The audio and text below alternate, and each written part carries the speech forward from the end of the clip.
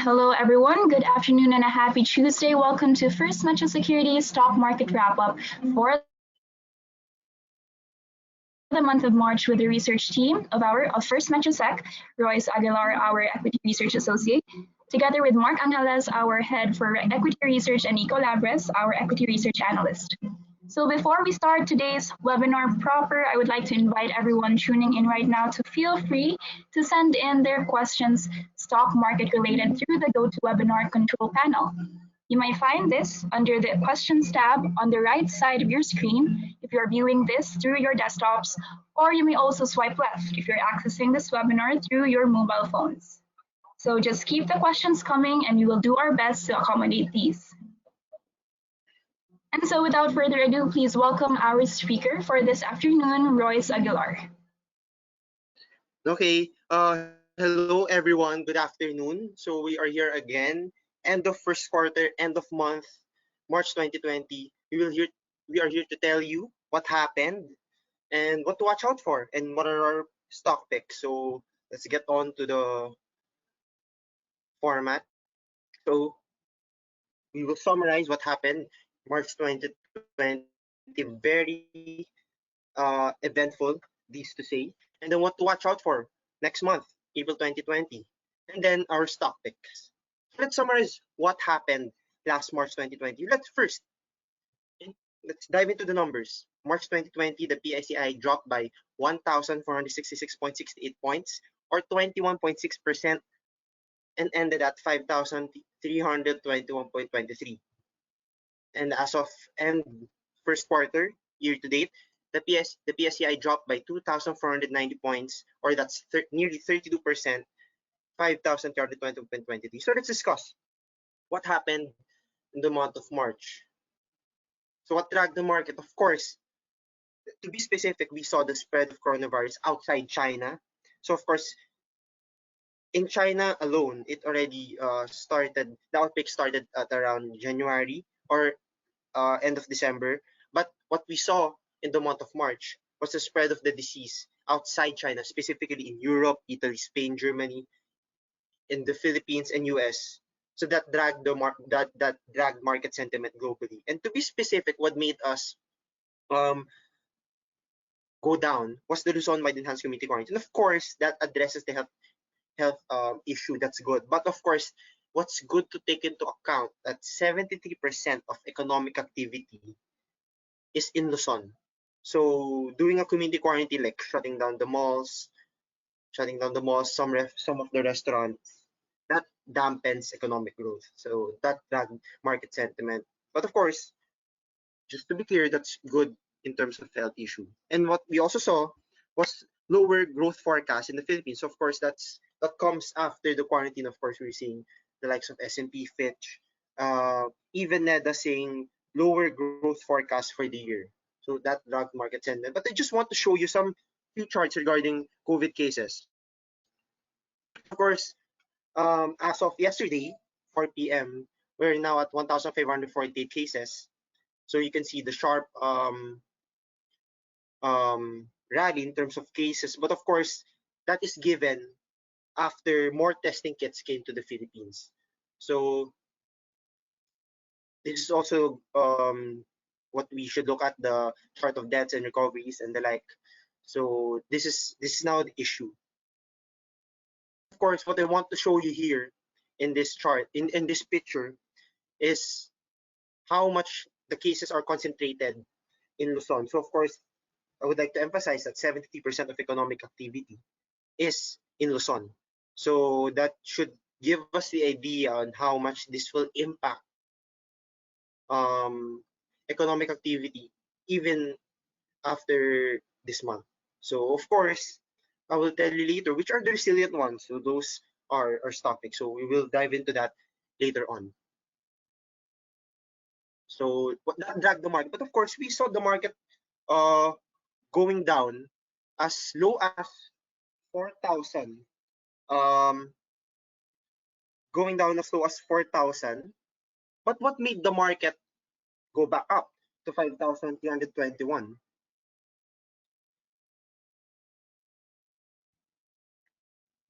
So we saw some stimulus from the Bangko Sentral ng Pilipinas. To be specific, there's such as bond buying program and also the cut in reserve requirement ratio. So to be specific, the cut in reserve requirement ratio from 14% it went down to 12%.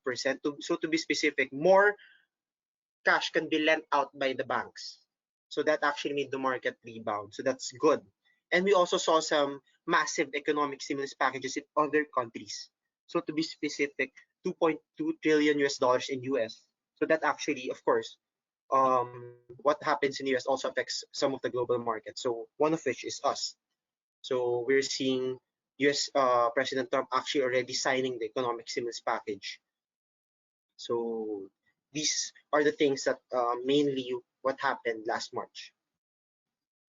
So what do we watch out for in April 2020? I can't stress enough that these are the things we should watch out for. That's why I showed you the charts earlier of the COVID case, because what we want to see is the peaking of the case, not only the cases, but the deaths of in the Philippines, US, and Europe. Because what is crucial, of course, that we should not only look at the cases, because as more testing kits come, definitely there will be more cases. But what we should also watch out for is the peaking of deaths. So that is what we are looking for, and what we should watch out for moving forward. More government actions, of course. If there are more loans, I'm hearing ADB 1.6 US dollars. Of course, more testing kits, meaning more. Should there be capture more cases, there's the tendency that it will be solved immediately. Of course, at the end of the day, what should happen is address the health first, and then the economy will normalize eventually. And of course, stimulus packages from other countries as well.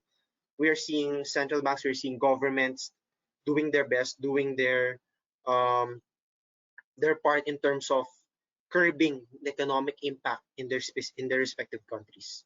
And here, of course, we should always watch out for main economic and corporate data. So to be specific, of course, we have manufacturing data. Most of it will come out tomorrow.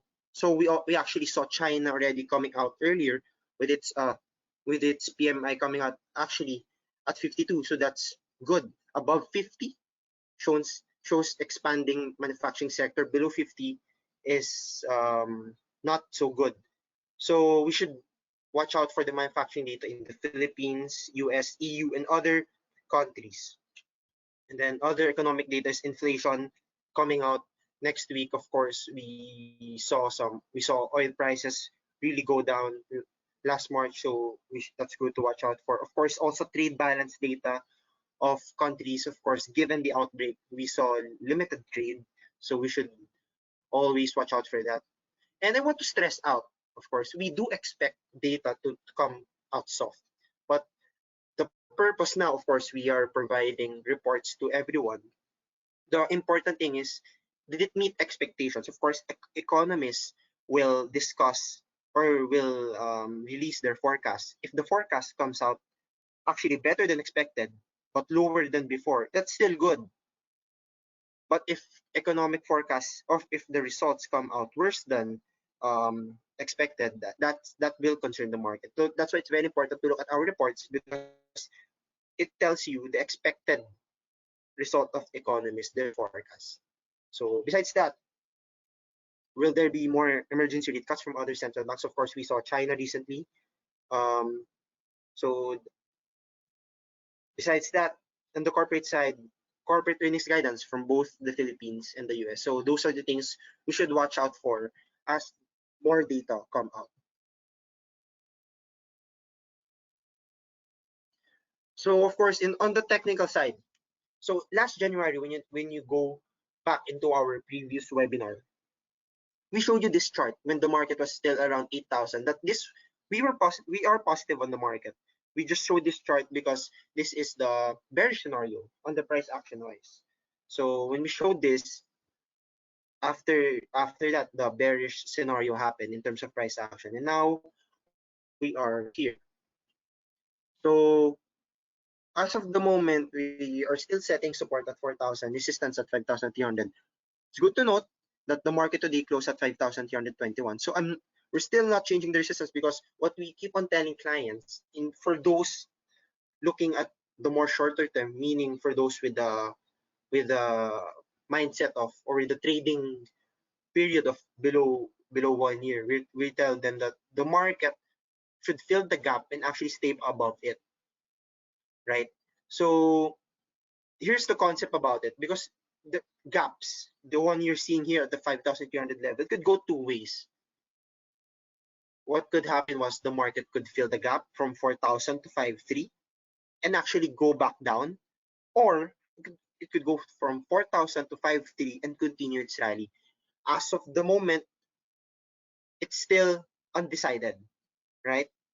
So we're actually seeing some index stocks with that scenario also. I will show you that on the next slide. But bottom line in this chart, the recommendation for those wanting to time the market specifically is we do recommend to accumulate should the market break and stay above 5,300. And lighten position should it fail to break above 5,300, because if it fails to break 5,300, what we see is it will go back down. So, but again, no, that's for those who are short term, who has an investment period of less than 1 year. So these are the stocks. I will show you some stocks who initially rallied but failed to go above the gap. Why is it very important to look at this kind of scenario? It's because it will tell us actually where the market may go moving forward. So here, if we see the market, the PSCI, uncertain whether it will go above the gap or whether it just filled the gap or it will go back lower. So here are the specific stocks which has almost the same scenario. So the likes of BPI, initially it went above the gap, but now it's below again. So what this tells us, we should watch out for this. Who really wants to time or buy BPI near the bottom, right? So this tells us that it's still uncertain where the stock will go moving forward. So same scenario, the likes of BDO, initially it filled the gap, but went back down. Same with Ayala Corp, right? But there are several stocks which filled the gap, but continued its rally. So let me tell you why is it important to watch this scenario, because once we see our stock that we are watching out for fill the gap but pulls back, it might create a lower low. Of course, we are seeing technical analysis books that say as once the gaps is filled, it may continue its rally. But there's also a different scenario where it will just only fill the gap, which we are seeing here, and will go back down. So that's just scenario we're looking at. But here are the stocks which actually succeeded. So we saw Ayala Land after filling the gap continued its rally, same with SM and Pure Gold. But again, should the market pull back, we should go back to these stocks if it goes below the gap.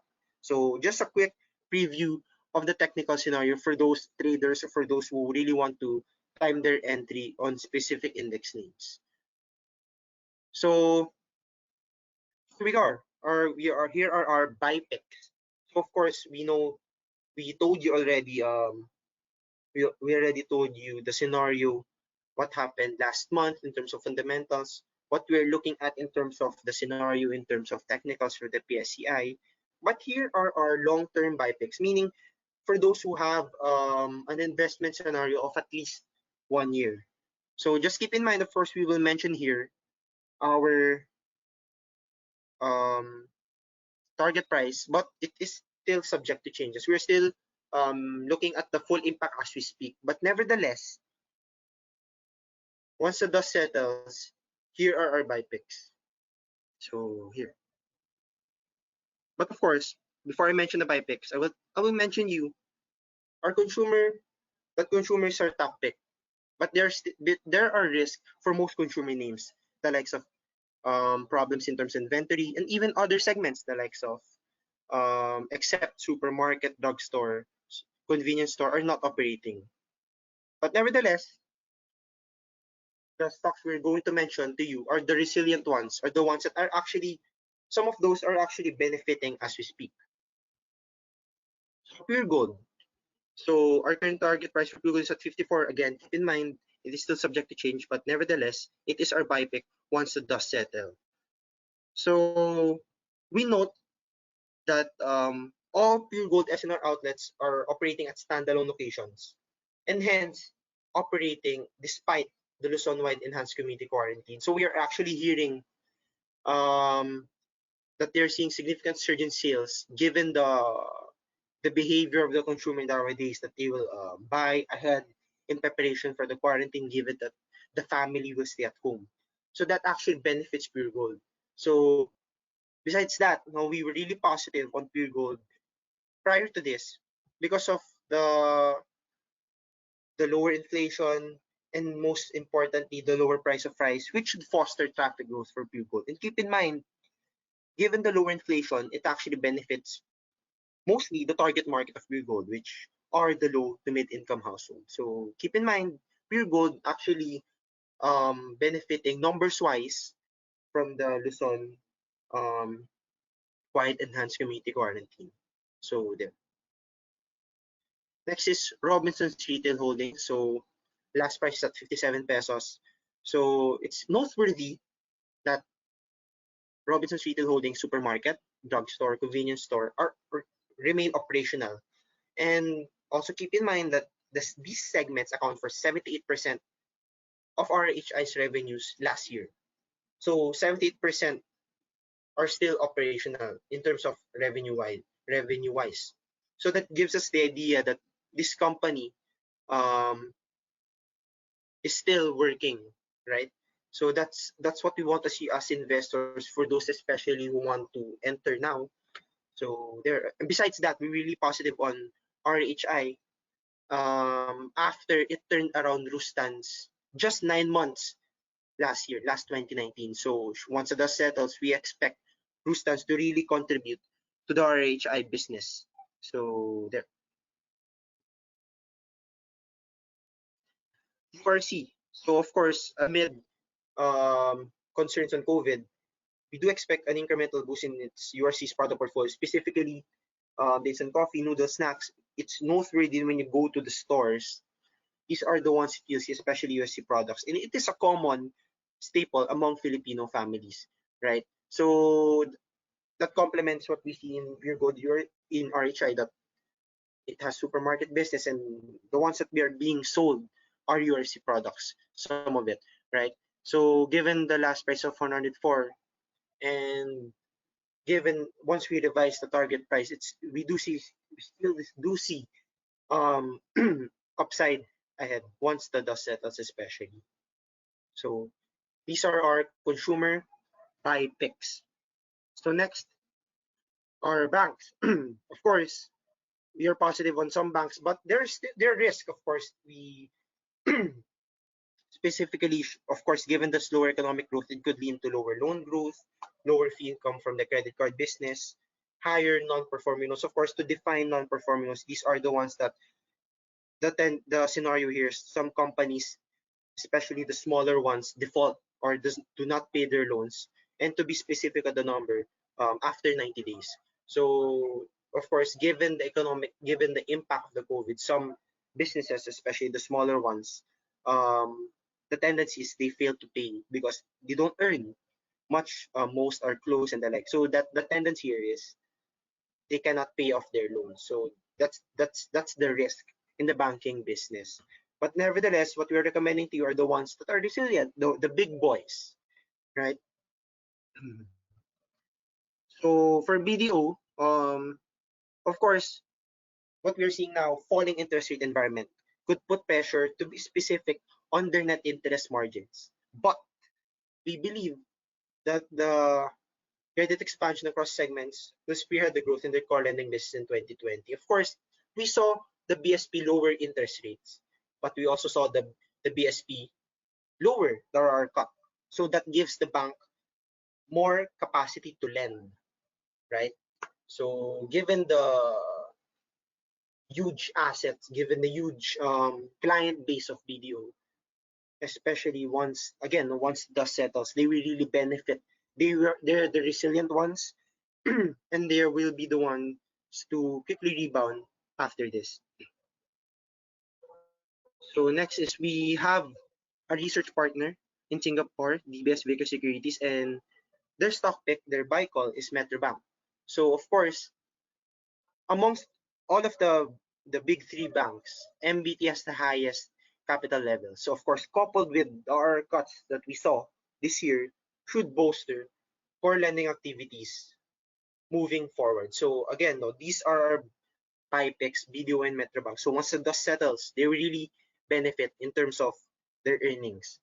So keep in mind, these are the stocks that you can actually accumulate as we speak. The valuations are already given, that they're already cheap. But which are the resilient ones? So these are the ones that will likely give you price appreciation moving forward. So those are bank picks.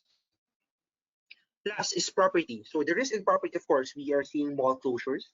Specifically, we saw waiving of rental fees. So of course, that's a very generous part for the malls, but of course that will take a hit a bit on their numbers. And another risk is lower residential sales bookings.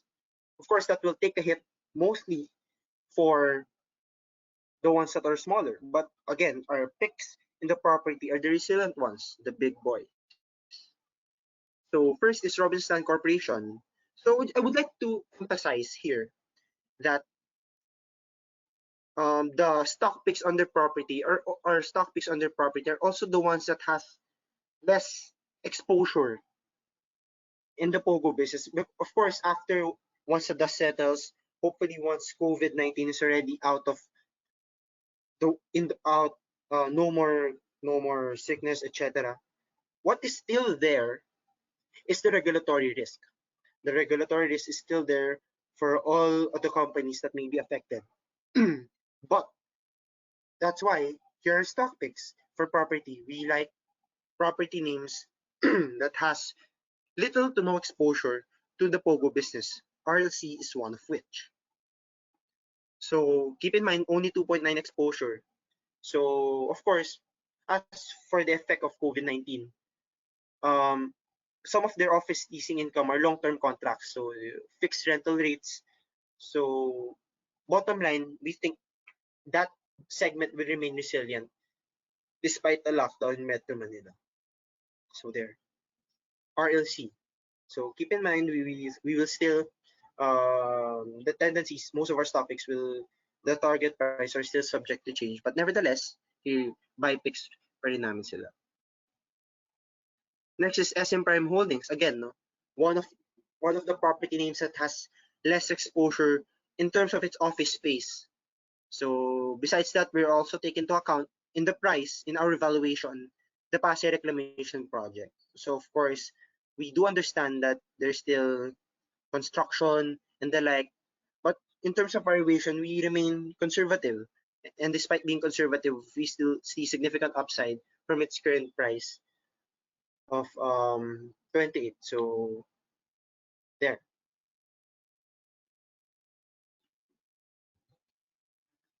Next is Ayala Land. As for Ayala Land, keep in mind that their property development, residential office, it comprises 70% of their total revenues. So just from looking at that, we'd see Ali as a solid COVID-19 play. So of course, the the ones that the segment that is most affected here are its malls. But keep in mind, 70% are still there. So that from there you will see how resilient is Ali, and you can see as I remember, the 52-week low of Ali is around 19. So as of current price, you already have over 50% from the low. So you can still see how investors, local and foreign, pick up the stock, and because they also see this as well. So, but despite that, we still see upside from that. So there's still time for us to enter this stock. And also, Ayala Land being the first one to actually file for the REIT business. So it could actually be a new earning segment for Ayala Land. So the target market cap of the REIT is actually 26 billion as seen here in the slide. So which implies that around 17 billion in new funds. Given yung public float is 67%. So those are our picks for property. Of course, we also have a pick in the holdings business. So is SM investment. So very resilient, not only as the business, but share price. You will notice it hovered quickly at around 590 level, if I'm not mistaken. But right now it's around 820. If you see our consensus corner report, you will see there part of it is the year-to-date performance. If you take a look at the performance of the holding companies, SM, not only the resilient company as it is, but also in terms of price action. So you will see actually local foreign investors picking it up as it goes down. So why? So of course for us, it still remains a highly favored stock because just again, no, regulatory risk, very limited exposure. Bulk of its earnings come from retail, bank, and property. Of course, we know that SM has investments in mining, logistics, some gaming, but it's very small compared to the big three segments. So that alone gives you a somewhat a safe haven in terms of investing in SM investments. So there. So those are our stock picks. So we just like to present to you for those that are short term, for those who are looking to earn from this volatile market in the next at most 3 months. You can actually look at our traders playbook. So in terms of the performance of traders playbook last 2019, we're actually happy to see that around 2/3 are profitable, and yet yung mga hindi profitable na calls doon, uh, very small lang yung nawala because we are very strict in terms of cut loss. So this is the beauty of the report, because let me tell you the segment. So there's what happened, very straightforward. What happened with the stock? What happened with the sector? What happened in the economy? And then our view, we will explain the news, the event, and how it will affect the stock.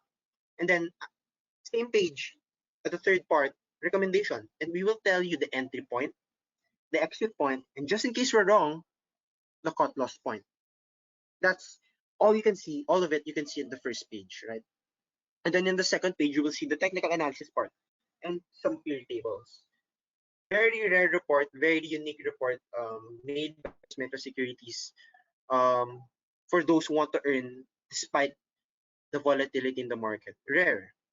You can see a report telling you when to cut loss, a report telling you both fundamental and technical analysis only in 2 pages. So there.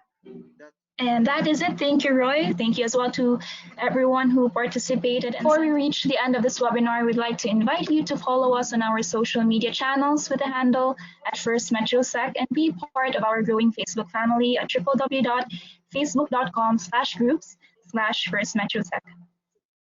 And that is a wrap for this month's stock market wrap-up. We sincerely hope that this webinar will be of help to you as you navigate the market at a challenging time like this. This has been Kara, and together with our research team, we'd like to thank you for tuning in. And as always with First Metro Securities, it's #YourFutureFirst.